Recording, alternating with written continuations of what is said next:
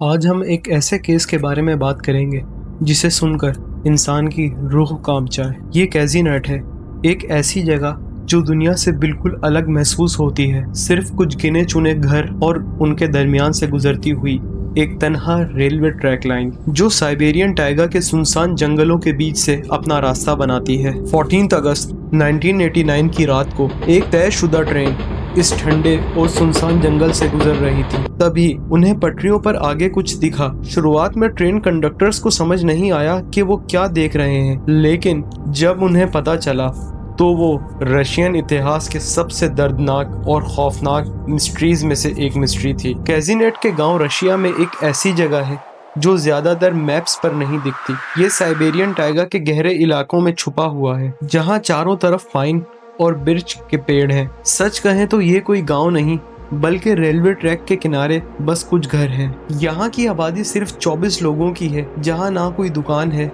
ना कोई साइन और ना ही सही सड़कें। अगस्त के महीने में भी यहाँ रातें बहुत ठंडी होती हैं।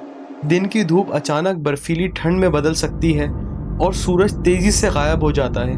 आधी रात तक पूरा इलाका एक ऐसे अंधेरे में डूब जाता है जहां आपको लगेगा कि कोई आप पर नजर रख रहा है। इसी खामोशी में 14 अगस्त 1989 की रात ठीक 1:40 फ्लाइट ट्रेन नंबर 2008 कैज़ीनेट स्टेशन की तरफ बढ़ रही थी। ये ट्रेन बहुत बड़ी थी, तकरीबन 70 डिब्बे लंबी, और इसे दो एक्सपीरियंस भाई वैडिम और इगोर चला रहे थे। वो कैज़ीनेट से पहले भी कई बार गुजर चुके थे, लेकिन इस बार कुछ अलग था। जब ट्रेन स्टेशन के करीब पहुंची, दोनों भाइयों ने ट्रैक्स पर आगे कुछ देखा। हेडलाइट्स की रोशनी में यह साफ नहीं था, लेकिन वैडिम ने हॉर्न बजाया और तुरंत इमरजेंसी ब्रेक्स लगा दिए। अफसोस, एक पूरी तरह से लदी हुई फ्राइट ट्रेन एकदम से नहीं रुकती। इसीलिए भाइयों की पूरी कोशिश के बावजूद उन्होंने ट्रेन के स्टील व्हील्स के नीचे अचानक एक खौफनाक क्रंच की आवाज सुनी। जब ट्रेन अंत में रुकी तो दोनों भाई अपनी लालटेन लेकर नीचे उतरे और ट्रैक्स के साथ चलने लगे। वो अक्सर ट्रैक्स के पास वाइल्ड एनिमल्स या गिरे हुए पेड़ देखने के आदी थे, लेकिन ये रास्ता बिल्कुल ही असाधारण था। जो उन्होंने पाया वो उन्हें हमेशा के लिए याद रहने वाला था। ट्रैक्स पर 7 लोगों के शरीर के टुकड़े बिखरे हुए थे। उन्हें तुरंत समझ आ गया कि कोई भी जिंदा नहीं बचा है। इन दोनों भाइयों ने उन लड़कों की लाशों को देखा और महसूस किया कि वो एक बहुत ही भयानक घटना का हिस्सा बन चुके हैं। एक ऐसी घटना जो सिर्फ एक हादसा या एक्सीडेंट नहीं लगती थी। जैसे ही डिस्पैचर को अलर्ट किया गया, पास के बड़े अबैकन स्टेशन से पुलिस मौके पर पहुंची। फ्लड लाइट्स लगाई गईं, गांव वालों को मदद के लिए बुलाया गया और लाशों के टुकड़ों को इकट्ठा करने का काम शुरू हुआ। जल्द ही उनके नाम सामने आए, जिन सबका ताल्लुक वहां की एक छोटी सी कम्युनिटी से था। ये सब सिर्फ 15 साल के दोस्त थे। ये एक बहुत ही करीबी दोस्तों का ग्रुप था जो साथ में फुटबॉल खेलते, स्कूल जाते और अपने पेरेंट्स की मदद करते थे। वो जंगल में पाइन कोन्स लेने के लिए एक छोटी सी ट्रिप पर गए थे। हालांकि इन्वेस्टिगेशन के मुताबिक ये सिर्फ एक हादसा था। लड़के 12 अगस्त को टाइगा गए थे और उन्हें 10:39 PM की ट्रेन से घर लौटना था। शायद वो वक्त का ध्यान भूल गए या जंगल में रास्ता भटक गए। इन्वेस्टिगेशन की शुरुआत रिपोर्ट के अनुसार उन्होंने अपनी ट्रेन मिस कर दी और थक कर आराम करने के लिए रेलवे ट्रैक्स पर लेट गए। सबसे अजीब बात यह थी कि उनके बैकपैक्स बाद में लगभग 250 मीटर दूर एक लाइन में रखे मिले। ये बात हेडलाइंस बन गई। 7 बैग्स एक लाइन में रखे हुए, जैसे किसी रिचुअल या पैक्ट का हिस्सा हो। रिपोर्टर्स ने इसे एक सुसाइड एग्रीमेंट की तरह दिखाया, जहां लड़कों ने शायद सब कुछ खत्म करने का फैसला किया था। लेकिन उन लड़कों के माता पिता के लिए ये बात बिल्कुल गलत थी। ये लड़के लापरवाह या परेशान नहीं थे। वो जंगल के बारे में जानते थे, उन्हें पीने की आदत नहीं थी और टॉक्सिकोलॉजी रिपोर्ट ने भी ये साबित किया। उनके खून में कोई अल्कोहल नहीं मिला। वो सब हेल्दी, होशियार और खुशहाल बच्चे थे। ये बात कि उन्होंने ट्रैक्स पर सोने का फैसला किया बिल्कुल नामुमकिन लगती थी। अगर ऐसा होता भी तो ट्रेन आने पर कोई तो जागता। ट्रेन को चलाने वाले उन 2 भाइयों ने भी गवाही दी थी कि लड़के पटरियों पर चल नहीं रहे थे, बल्कि वो वहाँ बिल्कुल शांत लेटे हुए थे, जैसे उन्हें जानबूझकर वहां रखा गया हो। फिर भी ऑफिशियल्स ने इसे सिर्फ एक भयानक हादसा बताया और केस बंद कर दिया। पेरेंट्स ने हार नहीं मानी 2 साल तक उन्होंने कोशिश की, लेकिन हर बार उनके लिए दरवाजे बंद कर दिए गए, फोन कॉल्स इग्नोर कर दिए गए और पेपर वर्क गायब होने लगे। ऐसा लग रहा था जैसे अथॉरिटीज पुरानी जांच को फिर से खोलना नहीं चाहती। अंत में फॉल 1991 में इन 7 दोस्तों के परिवारों ने सीधे उस टाइम के रशियन प्रेसिडेंट बोरिस येल्त्सिन को एक दर्द भरा खत लिखा। उस वक्त सोवियत यूनियन बिखर रहा था और देश में काफी हलचल मची थी, लेकिन किस्मत से उनका खत सही हाथों में पहुंच गया। 8 अक्टूबर 1991 को प्रोसिक्यूटर जनरल्स ऑफिस ने कैजीनेट की मौत की जांच फिर से शुरू की। 2 नए इन्वेस्टिगेटर्स को इस केस पर लगाया गया। ये मॉस्को से आए हुए काबिल लोग थे जो मुश्किल केसेस के लिए जाने जाते थे। जब वो कैजीनेट पहुंचे तो 2 साल गुजर चुके थे।